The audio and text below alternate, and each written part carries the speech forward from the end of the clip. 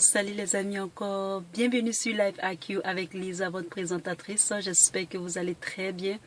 Alors je fais cette petite vidéo en ce jour de Ramadan pour penser à nos frères du Yémen. J'ai une commentatrice qui m'a demandé d'avoir une pensée pour nos frères au Yémen. Donc je fais cette petite vidéo pour nos frères du Yémen. Alors, en cette fête de l'Aïd, je souhaite la très bonne fête à tous mes frères musulmans, à tous mes frères qui sont sur ma chaîne. C'est un plaisir de vous avoir et de vous souhaiter une très bonne fête de l'Aïd. Et aussi en même temps avoir une pensée pour nos frères du Yémen. Le titre de cette vidéo est « L'ONU presse l'Arabie Saoudite de trouver une issue à cette guerre stupide ». Excusez-moi du thème, mais c'est une guerre qui n'a pas raison d'être.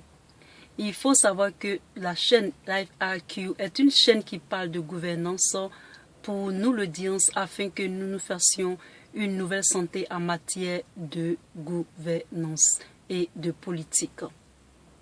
Alors, il faut savoir que depuis la guerre du Yémen, il y a des nombres d'estimations, par exemple presque 10 000 morts, 53 000 blessés et 22,2 millions d'habitants qui dépendent de l'aide humanitaire. Voici concret quand on croit être plus fort et les autres doivent payer et après qu'on ait créé, on ne maîtrise plus les choses.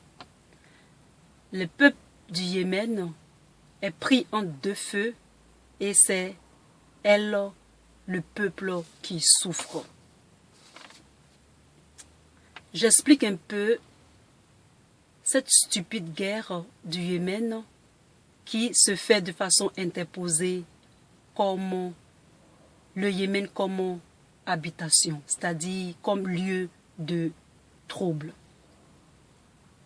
Et comme nous le savons, c'est le même disque, c'est la même chanson et nous sommes vraiment fatigués de toutes ces guerres, de toutes ces destructions de pays et de reconstruction. Car comme je l'ai déjà dit dans cette chaîne, pour construire un pays, cela prend du temps et c'est vraiment difficile que de la détruire sans vraiment penser aux conséquences et aux retombées. Alors, c'était au départ un conflit tribal, confessionnel interne. En 1990, au fur et à mesure, elle devient régionale et impliquant deux puissances, l'Arabie Saoudite et l'Iran. Au milieu, le Yémen, champ de bataille.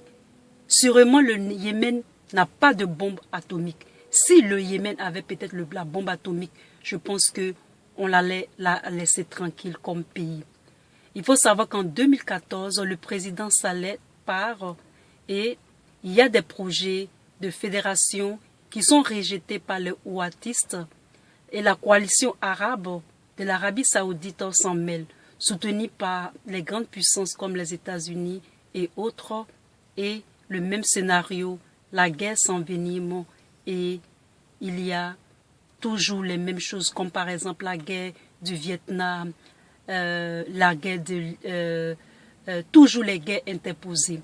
Alors, il faut savoir que en ce qui est pour la politique française, la France aussi dénonce d'un côté cette guerre, mais de l'autre côté, il y a aussi des contrats d'armement et des grandes puissances. Alors, il faudrait avoir une pensée pour le Yémen et ses habitants et il faut que cette guerre s'arrête pour que les gens puissent vivre dans la paix.